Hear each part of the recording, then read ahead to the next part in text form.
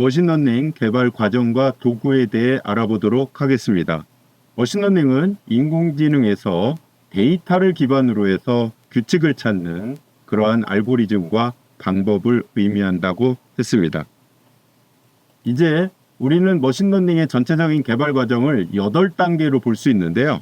첫 번째 단계가 비즈니스, 즉 내가 하려고 하는 그런 업무의 범위를 정하는 것이 중요하겠습니다. 두 번째가 데이터가 필요하겠죠. 머신러닝은 데이터가 없다면 무엇인가 할 수 없습니다. 그래서 데이터를 준비하는 과정이 매우 중요합니다. 이렇게 준비된 데이터의 특징점, 특성, 피처를 어떻게 선택하고 어떻게 가공할 것인가를 결정해야 됩니다. 다음 단계로 드디어 머신러닝 모델을 선정하고 머신러닝 모델을 선정하고 훈련을 시킨 다음에 그 모델이 성능이 어떤지를 평가하는 과정을 거치게 됩니다. 이렇게 해서 완성이 됐다면, 즉 성능이 일정하게 사용할 수 있는 기준에 도달했다면 그 머신러닝 모델을 배포를 하고 지속적으로 모니터링을 하게 됩니다. 그래서 첫 번째, 즉 1번, 2번 단계에서는 비즈니스, 즉 우리가 개발하려고 하는 업무의 범위와 데이터 준비 단계가 되겠고요. 다음은 어떠한 특징점을 잡을 것인가를 우리가 선정하는 그런 단계. 세 번째로 큰 단계에서 드디어 AI 모델을 만들고 평가하는 단계와 마지막으로 배포 모니터링하는 단계로 나누어 볼 수 있겠습니다.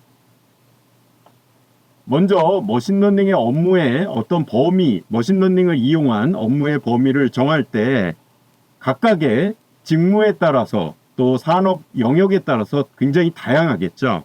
그 중에서 우리는 어느 정도까지 머신러닝으로 해결을 할 것인가를 선정하게 되는데요. 크게 4가지로 우리가 할 수 있겠습니다. 먼저 기술 분석인데요. 여기서 기술은 테크닉이 아니라 디스크리티브, 즉 어떠한 무슨 일이 일어났는지를 우리가 확인할 수 있는 그 정도 단계의 분석 단계가 되겠습니다. 그래서 전체적으로 보면 가장 기본적인 단계가 되겠죠. 그래서 예를 들어서 설비 데이터가 있다면 실시간적으로 모니터링을 해서 얻는 그러한 정보가 되겠습니다.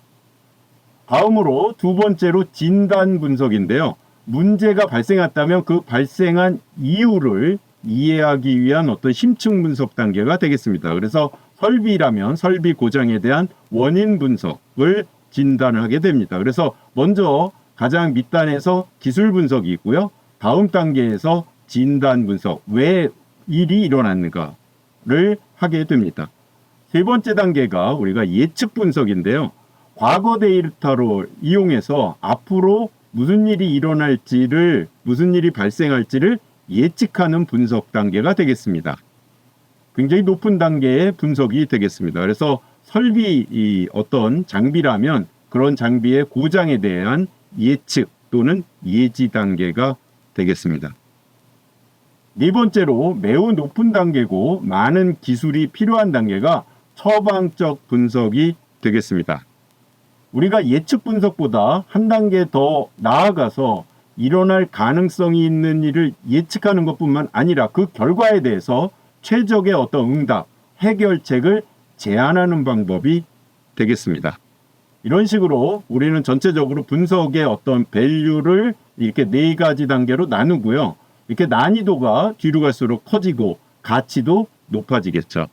결국은 이러한 처방 분석 단계까지 나아가면 좋겠지만 일반적으로 봤을 때는 이러한 예측 분석 단계까지 나아가고 이러한 예측 분석 단계까지 나아가려면 이러한 AI 머신러닝 기술을 필수적으로 이용할 수밖에 없겠습니다. 우리는 주로 이러한 예측 분석 단계를까지 나아가는 기술을 알아보게 될 것입니다. 두 번째로 데이터 우리 준비가 필요하겠죠. 데이터는 여기 보니까 data.go.kr로 우리나라, 한국의 어떤 정부에서 또는 공공기관에서 발생하는 데이터들을 모아놓은 이런 사이트가 되겠고요. 매우 신뢰도가 높은 그런 사이트가 되겠습니다. 이 외에도 국가에서 운영하는 통합 데이터 지도 사이트가 있습니다. 굉장히 귀중한 데이터를 얻을 수 있는데요. 또 국가 통계 포털이 있는데요. 코시스라고 굉장히 많이 부르는데 여러 가지 인구라든가 다양한 그런 국가 통계 데이터를 신뢰성 있는 데이터를 얻을 수 있고요. 요즘에 날씨가 굉장히 여러 가지 산업이나 생활에 영향을 많이 미치는데 기상청 데이터 포털이 있습니다.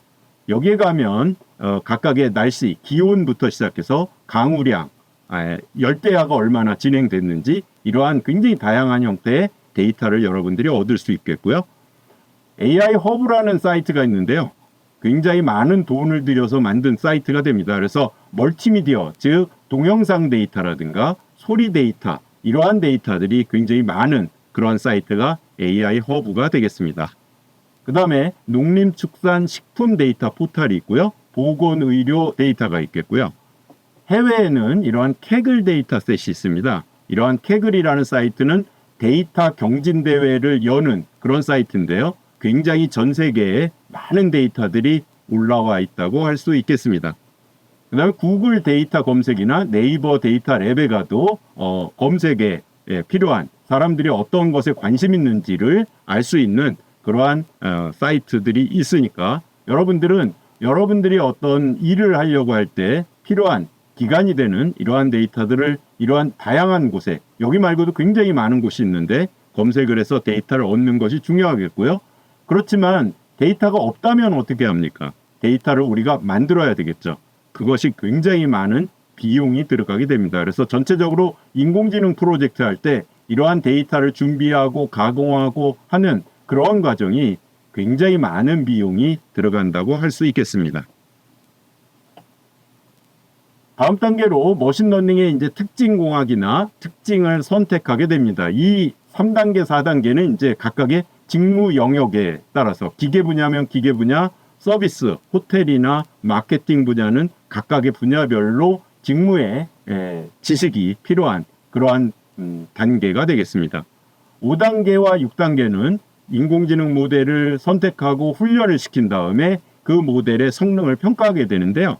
인공지능 모델은 이런 머신러닝 모델은 굉장히 다양하게 있습니다. 그래서 각각이 어디에다 적용할지, 즉 지도학습의 회귀에 적용할지, 지도학습의 분류에 적용할지, 아니면 비지도학습의 군집화에 적용할지 그러한 어떤 영역에 따라서 적당한 모델을 선택해야 되고요. 평가의 방법도 굉장히 다양하거든요. 그래서 그러한 평가의 방법도 우리 앞으로 공부하도록 하겠습니다. 이렇게 모델이 평가를 해서 일정한 기준점이 넘어가면 현장에 이제 배포를 하게 되고요. 그 다음에 모니터링을 하게 됩니다. 이러한 현장의 배포라든가 모니터링은 이제 대시보드 형태로 해서 일반 사람들이 그것을 보고 바로 뭔가 조치를 취할 수 있는 그러한 유저 인터페이스, 사용자 인터페이스를 만들어서 배포하는 것이 되겠습니다.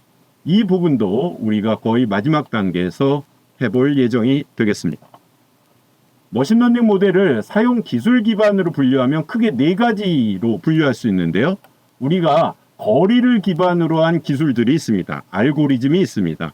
대표적으로 KNN 이렇게 부르는 K 최근접 이웃이라는 알고리즘이 있고요. 또 이상치를 구할 수 있는 거 또는 K 평균 이러한 알고리즘들이 거리를 기반으로 합니다.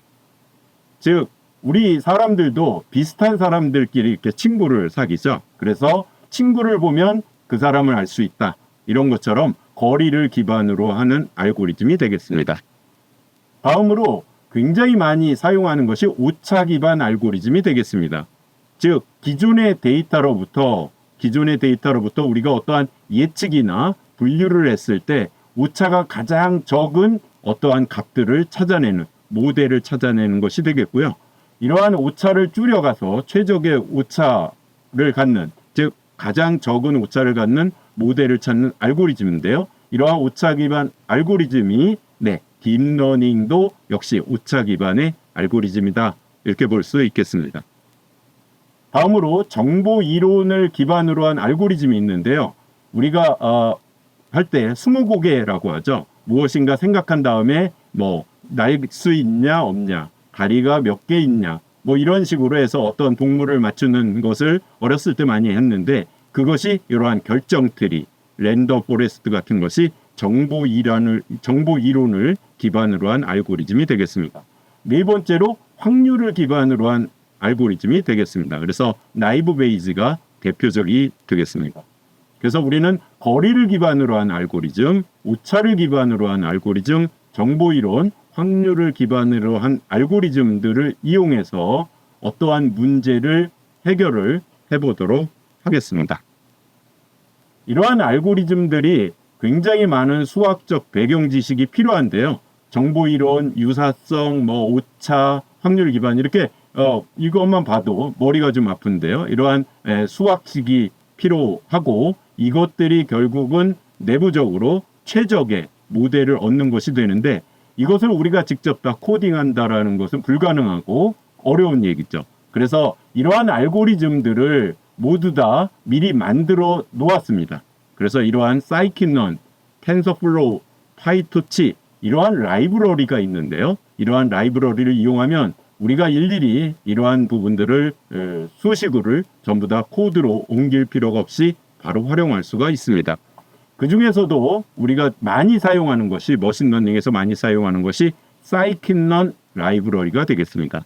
라이브러리는 도서관 있잖아요. 도서관에 가면 미리 많은 사람들이 어떤 문제에 대한 해결책을 책으로 펴낸 것이잖아요.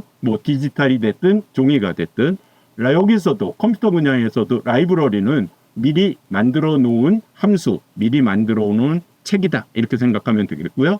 그 중에서 사이킨런이라는 라이브러리는 머신러닝의 가장 대표적인 라이브러리가 되겠습니다.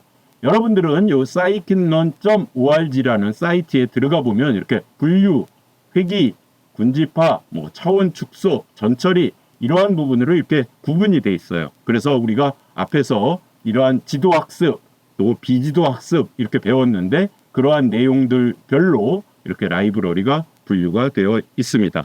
꼭 들어가서 한번 보시기 바라겠습니다.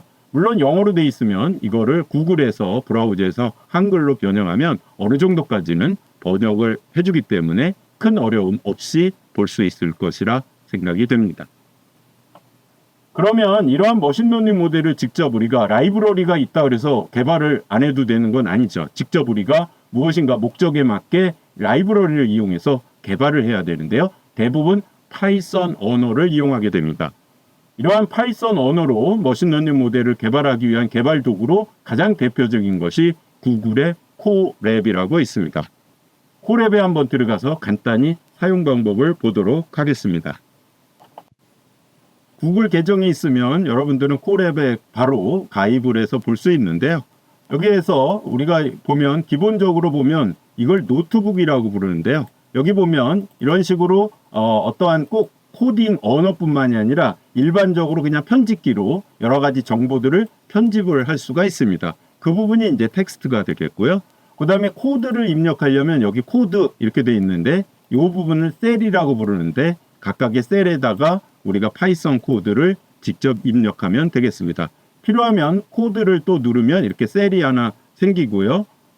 그 다음에 실행을 하기 위해서는 옆에 이렇게 된 모양을 클릭하면 이 부분이 실행이 되는데요. 실행을 하기 위해서는 우리가 서버에 이렇게 연결을 하게 됩니다. 그래서 여기에 보면 코랩의 가장 큰 장점이 머신러닝 또는 딥러닝을 하기 위해서 굉장히 커다란 GPU 같은 게 필요한데요. 런타임 유형에 보면 이렇게 CPU뿐만이 아니라 다른 형태의 어떤 GPU를 이용할 수 있습니다. 언어는 이제 파이썬과 R을 모두 지원을 해주게 됩니다. 여러분들이 아마 유료로 돈을 내고 가입하면 엄청나게 큰 이러한 GPU를 이용할 수 있는데요. 우리는 주로 이제 CPU나 여기 T4 GPU 이 둘 중에 하나를 이용하면 되겠습니다. 그래서 이렇게 직접적으로 코랩에다가 여러분들이 인공지능 머신러닝 모델을 만드는 그러한 코드를 직접적으로 작성할 수 있겠습니다. 다음으로 코드웍스라는 도구가 있는데요. 이 코드웍스라는 도구는 우리가 앞에서 코랩을 이용해서 했을 때 각각의 라이브러리, 즉 코드나 파이썬 코드나 또는 라이브러리를 일일이 전부 다 입력을 해야 됐는데요. 그거보다는 우리가 초보자 또는 입문자들이나 많이 사용하는 이미 함수들이 정해져 있거든요. 우리가 자주 보는 책, 추천하는 책이 도서관에 있잖아요. 그런 것처럼 우리가 자주 사용하는 그런 부분들을 모두 다 이렇게 분류를 해놓고 블록으로 만들어 가지고 그렇게 하게 되면 파이썬 코드가 자동으로 생성이 되게 만든 도구가 코드웍스가 되겠습니다. 코드웍스에 들어가게 되면요, 이렇게 머신러닝 사이킷론 안에 전처리 또는 회귀, 분류, 군집화 또는 이상탐지까지 이렇게 분류를 해놨고요. 또 굉장히 코딩하기 편하게 하기 위해서 우리가 자주 사용하는 여러 가지 코드들의 뭉치가 있습니다. 이걸 스냅헵이라고 부르는데 이러한 것들도 만들어놔서 굉장히 초보자들이나 입문자들이 빠르게 원하는 머신러닝 모델을 만들고 평가를 할 수 있는 그러한 도구가 되겠고요. 이 도구를 이용해서 우리는 앞으로 코딩을 진행해 나가도록 하겠습니다. 구글에서 영어로 코드웍스 이렇게 검색을 하면 사이트가 나오는데요. 그 사이트에 접속을 했습니다. 여기 보면 굉장히 다양한 형태의 코드웍스의 내용들이 무엇이 있는지를 이렇게 쭉 해서 설명을 하고 있습니다. 여기서 우리는 바로 코딩 플랫폼으로 진행을 해보도록 하겠습니다. 코딩 플랫폼을 클릭하면 이렇게 LMS가 나오게 되는데요. 여기에서 여러분들이 회원 가입을 하게 되면 무료로 사용할 수 있겠습니다. 회원 가입한 후에 로그인을 하게 되면 이렇게 파이썬 코딩, 즉 인공지능 파이썬 코딩을 할 수 있는 것과 또 그러한 모델을 배포할 수 있는 웹 파이썬이 있겠고요. 그 다음에 아두이노나 마이크로비트를 이용해서 피지컬 컴퓨팅, IoT를 할 수 있는 것이 있겠고, 인공지능 체험을 할 수 있는 이러한 사이트들, 도구들이 링크로 연결이 돼 있으니까 누구나 활용이 가능하겠고요. 여기 강좌를 보면 굉장히 다양한 형태의 강좌들이 계속해서 올라오고 있기 때문에 여러분들이 이 부분을 활용하면 되겠습니다. 네, 코드웍스에서 로그인까지 된 다음에 우리는 AI 파이썬 코딩이라는 도구를 선택을 하면 이러한 화면들이 나오고요. 여러분들은 여기에서 굉장히 다양한 파이썬 기초부터 시작해서 AI 머신러닝에 필요한 여러 가지 기능들을 바로 활용할 수 있겠습니다. 이런 식으로 데이터도 모두 셋이 있고요. 만약에 회귀 모델을 쓰겠다 그러면 회귀 모델을 가져다 놓으면 되겠고, 회귀 모델에 굉장히 다양한 이러한 함수들이 미리 있죠. 여러분들이 이걸 일일이 타이핑을 치려면 아마 타이핑을 치다가 오류가 많이 나게 됩니다. 대소문자도 구별하게 되는데요. 이런 식으로 굉장히 요즘 많이 쓰는 그레디언트 부스팅 회귀를 선택을 하게 되면 이렇게 그레디언트 부스팅 회귀라는 이러한 함수 이름이 자동으로 생기게 되고요. 그 다음에 필요한 이러한 인자들이 모두 기본값으로 돼 있어서 우리가 필요한 부분들을 수정해서 활용을 할 수 있는, 그래서 매우 빠르고 편리하게 우리가 원하는 목적을 달성할 수 있는 도구를 이용해서 우리는 데이터 분석과 인공지능을 진행해 보도록 하겠습니다.